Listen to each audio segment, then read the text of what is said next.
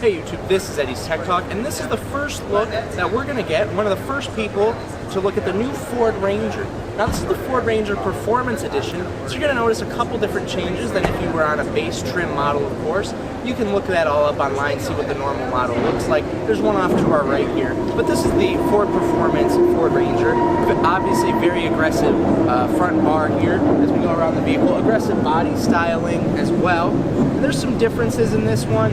Again, I'm not really going to highlight those, but this is a little more performance based, and I believe it's a little performance tuned internally as well. So we can see as we go up here, you can get this vehicle with a variety of different configurations. So you can obviously put your tent up there, go climb up, spend the night. It's honestly a pretty interesting look, pretty interesting thing that you can do with the Ranger, and that's really what they've designed this car to do.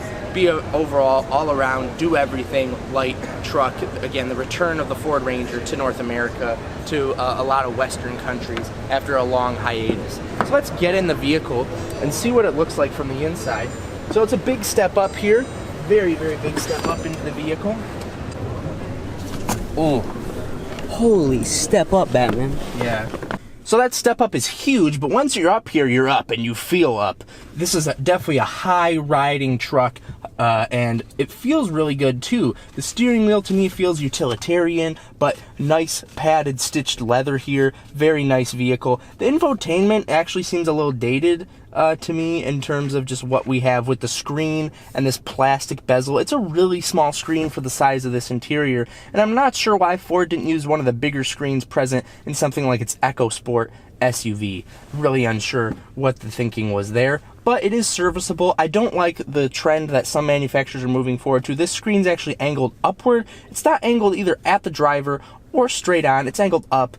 I mean, it's usable, it's serviceable. I can still reach everywhere just fine, but kind of odd. Not a big fan of that. But I do like how there's a lot of physical knobs in the vehicle. A lot of complaints that people have with vehicles is that, okay, they're going to go to their climate, they're going to want to control it, but if you're trying to look at the road, you're trying to drive, and you're trying to control the climate, you got to look over here and devote actually a lot of time to changing those settings. This vehicle has a full suite of fan, hot, cold, defrost. Those are all knobs, those are all buttons. You can feel them when you're on the road, which is always a great feature in my book, especially a truck when maybe you're on a conference call and you're driving and you're watching for your trailer that you're towing, right? You already have a lot of things to pay attention to on the road as a driver, and I do like how there's knobs so you don't have to take your eyes off those more important things.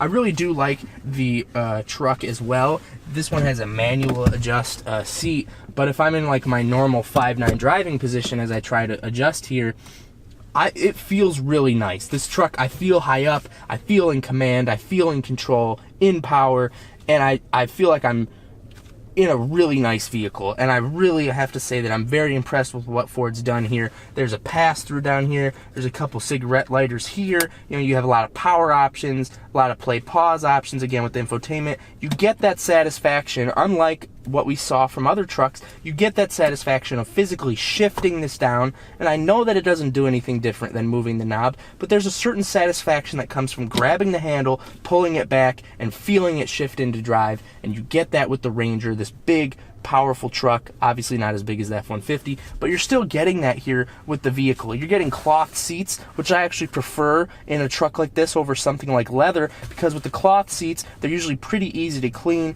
pretty easy to maintain. They don't get as dirty or look as dirty quite as soon as leather seats, and I just feel like I'm in something that's designed to get a job done. It's utilitarian, but there's enough nice features in here within this vehicle where I feel like I'm driving a nice vehicle, not a cheap vehicle, not a cheap truck, but a nice truck. And it's really nice. I like it a lot, and let's see if I can say the same about the rear seating. So in the back of this truck, again, the Ford Performance truck, so definitely a higher spec version, not exactly your base version. And this one also has a full door, whereas other cab versions of this have no door. You have to climb in through the driver's seat. I've seen those seats, they're very cramped. Not the case back here. You don't have nearly as much room as something like the Ram, that truck, the Truck of the Year version of the Ram, but you do have good seating, and this allows you to have a very large bed size comparatively as well to something like the Ram. So yes, you're not getting really, really large backs, rear seats, back seats here, but I have a lot of leg room. Again, as a 5'9" person, that seat's now in my normal driving position, and I have a good amount of room back here. The seats back here, for some reason, might feel a little bit firmer than in the front, but again, you can break them in, and I think that it's really nice and really just a good riding experience. Also, we have good power options. There's 2 USBs and a full 110 volt power outlet. So there's a lot of utility in the rear of the vehicle, a lot of things that you can get in the rear of the vehicle and really enjoy your time rather than just sitting. There's also a cup holder in each door. So as a rear passenger, there's actually a good amount of amenities in this longer cab version of the Ranger. So I really do like this car a lot. Let's take a look and go around really quick. We can see this is obviously in that tent configuration, which I think is really cool. I want something like that. We can also see as we move around to the rear that the bed size is just pretty dang large. This is, yes, a light truck. It's not an F-150, but and I can't open the rear tailgate on this vehicle, but this bed is really large and it's really deep. I'm really impressed with the bed size and what we're able to get in a vehicle like the Ford Ranger today in 2019. So what do you guys think of the Ford Ranger? I think it's a really nice return for Ford to the light pickup market. Again, let me know what you guys think in the comment section down below. Do you like it? Do you hate it? Let me know, and I'll see you guys in the next one.